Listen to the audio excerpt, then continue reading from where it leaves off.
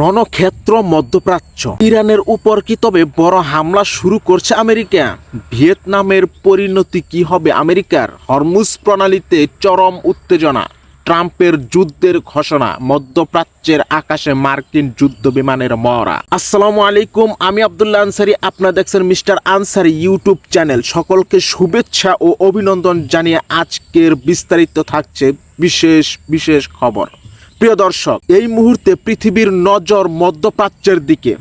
এক ভয়াবহ যুদ্ধের দ্বার প্রান্তে দাঁড়িয়ে আছে ইরান ও আমেরিকা। প্রিয় দর্শক, গতকাল রাতভর মধ্যপ্রাচ্যের আকাশে মার্কিন যুদ্ধ বিমান ও রিফুয়েলিং ট্যাঙ্কারের রহস্যময় আনাগোনা দেখা গেছে। যে কোনো সময় ইরানের ওপর বড় ধরনের সামরিক অভিযান শুরু হতে পারে, এমনই আভাস দিচ্ছে আন্তর্জাতিক বিভিন্ন সূত্র।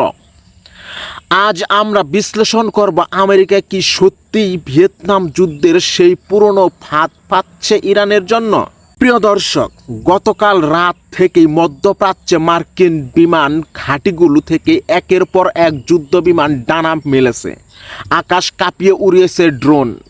সমরবিদরা বলছেন এমন মুভমেন্ট সাধারণত বড় কোনো হামলার ঠিক আগ মুহূর্তে দেখা যায়। অন্যদিকে উত্তেজনা তুঙ্গে উঠেছে হরমুজ প্রণালী নিয়ে। আমেরিকা ঘোষণা করেছে ইরানের বাধায় যেসব আন্তর্জাতিক জাহাজ সেখানে আটকা পড়ে আছে, মার্কিন নৌবাহিনী তাদের নিরাপত্তা দিয়ে বের করে আনবে।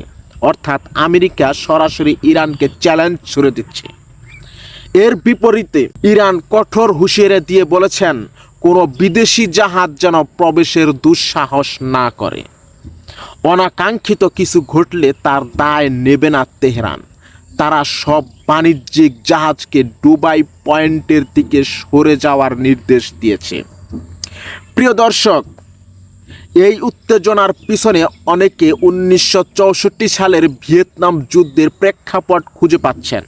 তৎকালীন মার্কিন প্রেসিডেন্ট লিন্ডন বি জনসন যেমন গালফ অফ টনকেনে একটি মার্কিন জাহাজ আক্রান্ত হওয়ার অজুহাত তুলে দীর্ঘস্থায়ী যুদ্ধ শুরু করেছিলেন।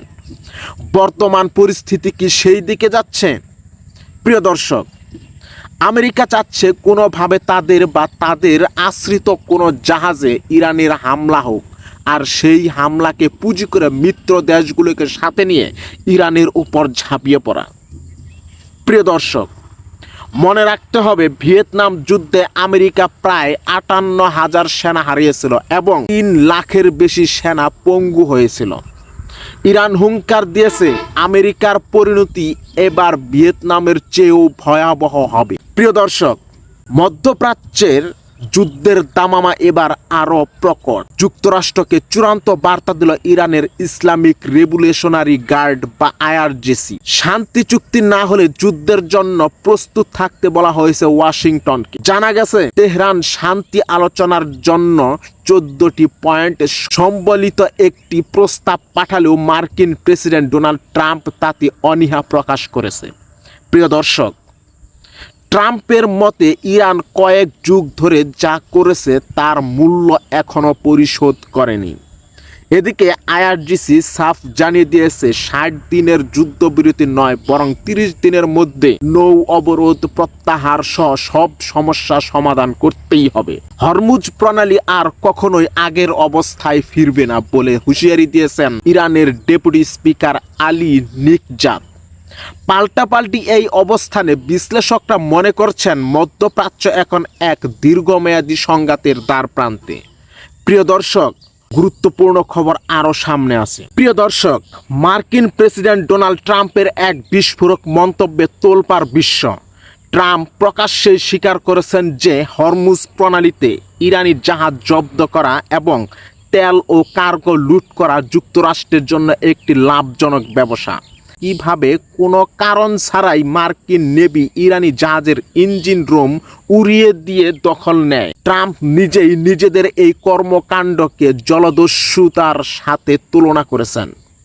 ইরানের পররাষ্ট্র মন্ত্রণালয় এর তীব্র নিন্দা জানিয়ে বলেছেন এটি আন্তর্জাতিক সামুদ্রিক আইনের চরম লঙ্ঘন এবং আমেরিকার অপরাধী চরিত্রের বহিঃপ্রকাশ।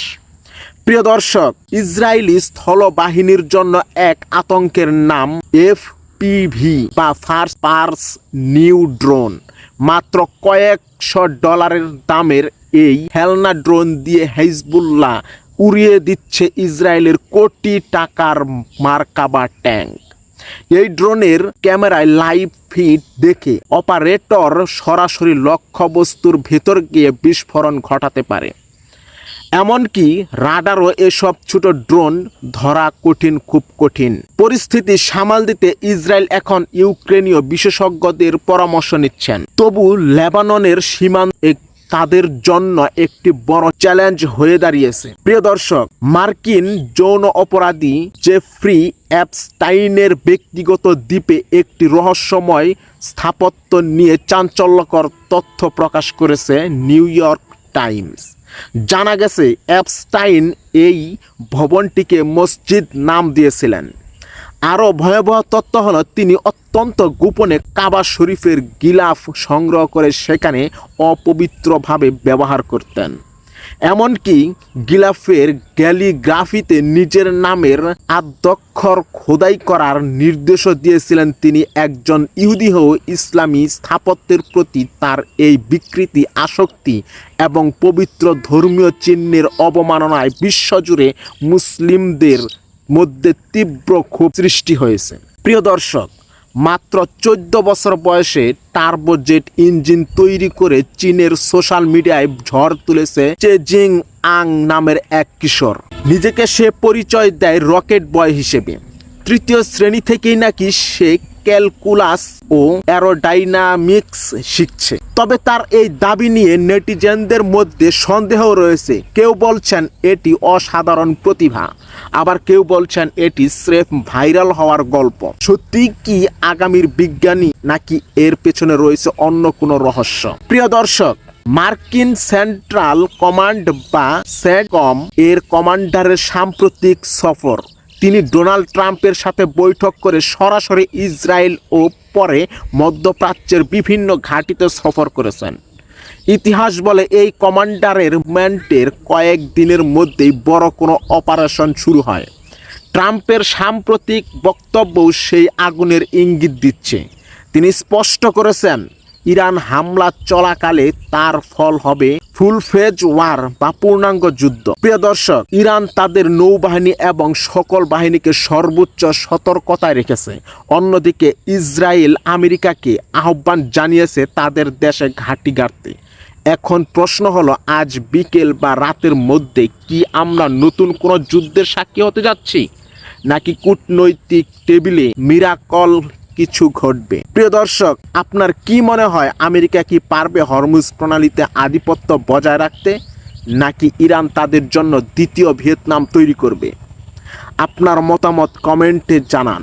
পরবর্তী আপডেট পেতে আমাদের চ্যানেলটি সাবস্ক্রাইব করুন এবং ফেসবুক পেজটি ফলো দিয়ে সাথেই থাকুন।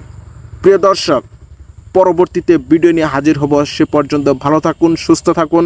আসসালামু আলাইকুম।